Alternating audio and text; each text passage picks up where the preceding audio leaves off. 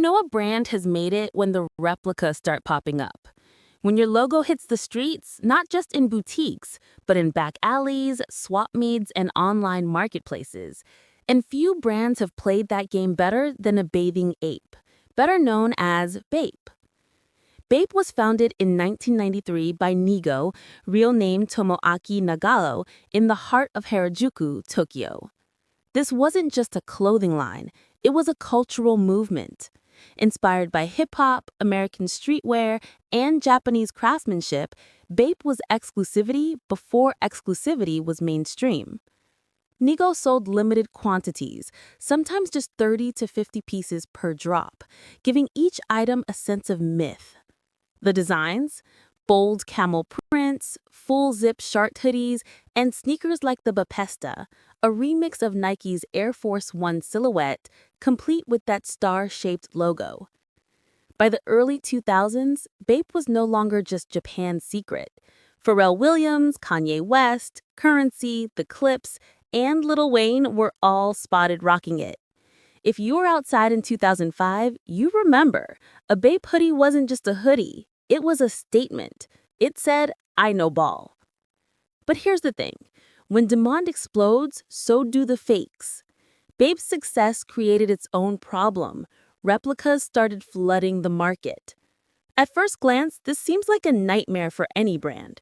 Counterfeits cheapen your image, they dilute your exclusivity, and they cut into profits. But Nigo, he didn't panic. He pivoted. Rather than waging war on the counterfeiters, Nigo decided to own the factory, literally. He took control of the replica production himself, running a parallel operation that allowed cheaper versions of BAPE products to flood the streets. To the outside world, it looked like the market was flooded with fakes. But inside that chaos, Nigo had engineered a strategy.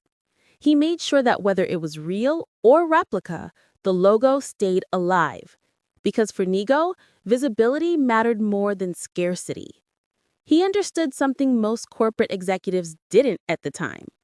Sometimes the fake product keeps the real brand alive. When everyone's wearing your logo, real or replica, you don't lose relevance. You become unavoidable. Now, let's be real. This strategy had its pros and cons. By the early 2010s, the hype around BAPE started to fade. Streetwear trends shifted. Supreme, Pyrex, Off-White, they all started taking the spotlight. To some, the abundance of fake BAPE in the streets made the brand feel played out. But fashion is cyclical. And if you paid attention, by the mid-2010s, BAPE was back. Collectors were paying premiums again. Vintage BAPE pieces became grails. And the nostalgia wave, fueled by artists like Travis Scott, Lil Yachty, and Lil Uzi Vert, brought the brand full circle. There was even viral internet sensation YM BAPE. That's the irony. By letting his brand live in every corner of the culture, from luxury closets to counterfeit stalls, Nigo guaranteed that BAPE would never die. Let's break this down in corporate terms. Most companies see replicas as a threat. Nigo saw them as distribution. Think of it like a viral marketing campaign before social media. Every fake hoodie was another walking billboard. Every knockoff tee was free advertising.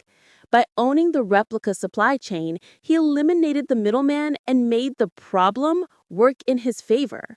He blurred the lines between exclusive and accessible. That's not just fashion, that's strategy. And here's what's really fascinating. Nigo didn't just protect his brand, he future-proofed it.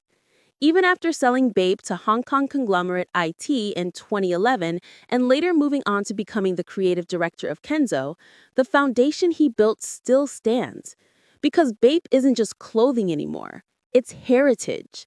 It represents a golden age of streetwear where creativity, rebellion, and capitalism all collided in one brilliant mess.